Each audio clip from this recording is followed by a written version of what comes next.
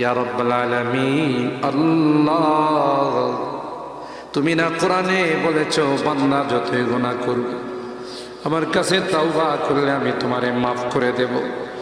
মনে বড় আশা নিয়ে আল্লাহ তোমার শাহী দরবারে ভিক্ষুকের মতো হাত বাড়াইলাম।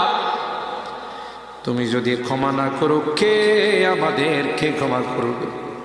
কে আমাদের মাফ করবে?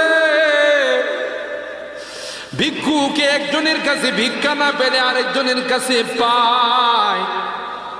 এক দুয়ার থেকে বিতাড়িত হলে আরেক দুয়ারে যায়।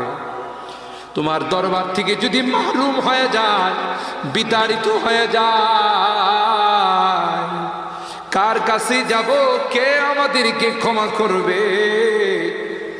মালিক রে, কাঙ্গালের মতো হাত বাড়াইলাম।